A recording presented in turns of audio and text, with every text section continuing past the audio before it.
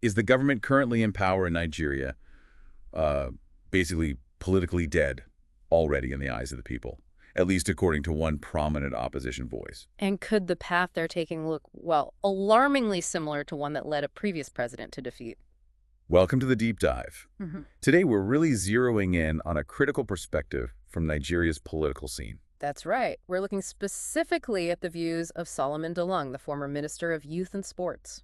We're going to unpack his recent, pretty sharp criticisms of President Tinubu's administration and explore what he thinks it all means for the 2027 elections. Yeah, our sources here are interviews and articles where Mr. DeLong lays out his assessment.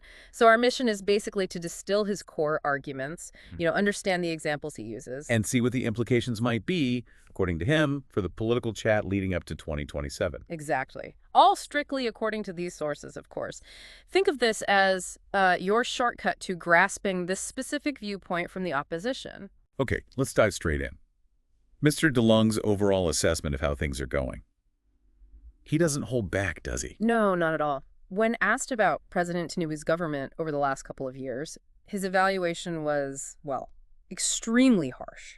And he actually gives a score, which really hammers home his point, right? He does. He said if he had to score them based on what he sees as genuine governance, things like improving citizens' lives through openness, fairness, accountability, he'd give a score below 10%. Wow, below 10. Yeah. His main claim is that those essential elements, they're just glaringly absent, in his words. Below 10%. I mean, that's pretty much rock bottom. Yeah.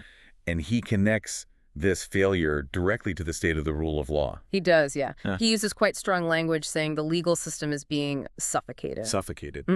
He argues that basic legal principles are being steamrolled by what he calls executive overreach. Basically, the executive branch acting beyond its proper authority, ignoring established processes. Okay, so how does he back that up, this idea of the rule of law being trampled? Is there a specific example he points to in the sources? He points right at the political situation in Rivers State. Okay. DeLong argues that, essentially, a state of emergency was put in place there without following the proper constitutional steps. Like what steps? Well, like formal publication, getting legislative approval, Yeah. The required checks. He claims the president just sidestepped all that and appointed a sole administrator prematurely. So one person in charge, overriding the normal legal framework. That's his argument, that it overrides fundamental legal principles needed for such actions under the Constitution. His point isn't just about Rivers State politics, it's that the very foundation constitutional process was ignored. Suggesting a dangerous trend towards unchecked power. Exactly. And he also mentions that alleged clampdowns on critics have, in his view, further weakened the legal system's integrity. So, concrete examples, he believes, of the system being undermined. What about the economy? That's obviously a huge issue for everyday Nigerians. Yeah, and his criticism there is just as fierce. DeLung points out that even though the government got more revenue after removing fuel subsidies, Which you'd think might help. right, but he says actual living conditions for Nigerians have deteriorated sharply. So he's directly challenging that idea that more government money automatically means better lives. How does he describe the impact? He claims inflation has soared and poverty has intensified massively to levels, he says, not seen even during the Nigerian Civil War, except maybe in the directly affected areas back then. That's a very stark comparison. It is. And he basically dismisses the government's poverty reduction plans as hollow and performative. Meaning? Meaning, he thinks the official talk about economic recovery just doesn't match the real suffering people are experiencing. He calls the government's economic spin merely decorative, like window dressing. Merely decorative. Ouch. Paints a picture of a government completely out of touch, in his view. Yeah. Okay, let's shift gears slightly to another major area he criticizes, appointments and the whole issue of corruption. Right. DeLong really zeroes in on appointments as a key failure point. He accuses the administration of exclusionary practices. How so? Claiming that decisions on who gets appointed are based more on favoritism, personal loyalty, rather than competence or what's best for the country. He uses a specific, quite academic term for this, doesn't he? He does. He calls the current leadership a kakistocracy. Kakistocracy. Yeah, which he defines, based on the sources, as a government run by the least qualified or, frankly, the most unscrupulous people, not a functional democracy in his assessment. And how does he link this to divisions in the country, ethnicity, region? He raises big concerns about minority groups being marginalized. He asserts the administration has actually deepened ethnic and regional divides Through these appointments. through what he sees as widespread nepotism and favoritism, where, friends and associates, even informal ones, seem to get priority over capable people who could actually serve the nation well. Now, there's a specific claim he makes about appointments from the North. It's important we get this right contextually. Yes, absolutely crucial. Because taken alone, it might sound like it's just about geography or religion.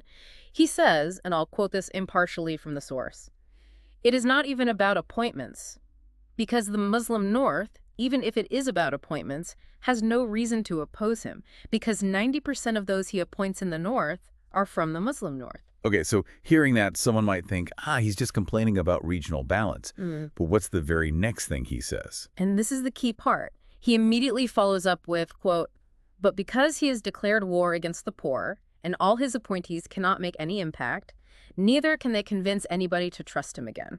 So that is the issue. It is not the issue of whether he's from the South or not. Right. So his point, according to him, isn't just who is appointed from where. Exactly. But their alleged lack of competence, lack of positive impact, and the overall failure to tackle poverty, which he believes destroys trust, no matter the appointee's origin. Precisely. That adds the necessary nuance. He's linking the appointments back to broader governance failures, and that disconnect he keeps talking about between the administration and the people suffering. Got it. And he pushes this further, making a really serious accusation about corruption itself. He does. He doesn't mince words here at all. He accuses the administration flat out of fostering corruption, not fighting it. Fostering it, not just failing to stop it, but actively encouraging it. That's his claim. He says the signs are clear, and this government isn't fighting corruption, it's nurturing it. Okay, does he give examples in the sources to support such a strong claim? Yes, he brings up the case of Dr. Betta Edu. The suspended Minister of Humanitarian Affairs. That's the one. Yeah. He points to her being implicated in the alleged mismanagement of, N72 billion in just 6 months, and specifically mentions the controversial transfer of N300 million to a private account. And he sees this as and emblematic of deeper systemic issues. So not just a one-off bad apple, but a symptom of a wider problem within the administration. That's exactly his argument. He connects this alleged corruption, like the Betta Edu case, to what he calls ruling class indulgence. Meaning that people at the top are living it up while asking everyone else to tighten their belts. Pretty much. He criticizes the ruling class for demanding sacrifices from citizens, under the government's renewed hope slogan while they allegedly waste public money on themselves. He mentions specifics. He points to the opulent lifestyles of those close to power, even mentioning the president's family, as signs of a government more focused on self-enrichment than public service. And this, he concludes, is evidence they are actively nurturing corruption. That paints a really stark picture of, hypocrisy in his view. So he takes all these criticisms, governance, economy, rule of law, appointments, corruption, and then he draws a historical parallel looking towards 2027. Right. This is where he brings in the 2015 election perspective. Dalung argues President Tinubu is blindly walking the same path that, in his analysis, led to Goodluck Jonathan losing power back then. Okay, so how does he remember the reasons for Jonathan's defeat, according to the sources? What were the key factors in his view? Well, according to Dalung's account, Jonathan had huge endorsements, spent a ton of money campaigning. But internal intelligence, including apparently a secret poll he mentions, was already predicting his loss. He claims intel also showed the North was mobilized against Jonathan. And the election postponement. Dalung talks about that too. He argues the official reason insecurity wasn't the real story. He suggests it was more of a last-ditch effort to save a failing re-election bid, partly because security in the Northeast had been neglected earlier. And was there talk of money being misused back then as well, according to him? Oh, yes. He claims huge sums, billions, were allegedly funneled from the central bank, mentioning the well-known $2.1 billion alleged arms fund specifically to bankroll Jonathan's campaign. Which also enriched allies, he suggests. That's his claim. He even names a specific example, former Sokoto Governor Adahiru Bafarawa, allegedly getting $4.6 billion, which Dalung calculates as over $40 billion today for prayer warriors. Prayer warriors. Yeah, it's a term sometimes used for, let's say, Funds for religious or spiritual activities and campaigns, often criticized for lack of transparency. Right. Okay. So what's the main lesson DeLong takes from 2015 based on all that? His big takeaway is simple. Despite all the money and the big endorsements, Nigerians saw through what he calls the charade and voted Jonathan out. They used the ballot box. Exactly. He argues those last-minute efforts after the postponement were too little, too late, and the North, feeling ignored on security, rejected him politically. And he sees the current administration making the exact same mistakes. Absolutely. He argues quite forcefully that Tinubu is repeating history, blinded, he says, by arrogance and flattered by sycophants. And he thinks the current situation is even worse. Yes. Dalung contends that the very problems he's highlighting now, the economic hardship he called unprecedented, the alleged nurturing of corruption, the disconnect from people suffering these yesterday, echo the factors that doomed Jonathan, in his view. But he claims the hardship under Tinubu's APC is far worse than it was under Jonathan. Yet he sees the government as unaware or indifferent. He describes them as deluded and indifferent to these warning signs. So it sounds like he predicts a similar outcome in 2027, no matter what the current government does now. He uses a really striking analogy. He references something former President Obasanjo apparently said about the 2015 postponement. Postponing the funeral doesn't wake up the dead. You're only delaying the burial. Wow. And Dalung applies that directly now. He argues Tinubu's administration is already politically dead in Nigerians' hearts because of these failures. So endorsements, spending, none of that will matter. Not according to Dalung. He believes that fundamental reality won't be changed by campaign tactics. So in his view, 2027 isn't just APC versus PDP or Labour Party. No, the way Dalung frames it in the sources, it's much bigger than that. He calls 2027 a battle between the suffering masses and the architects of their torment. That's incredibly dramatic framing.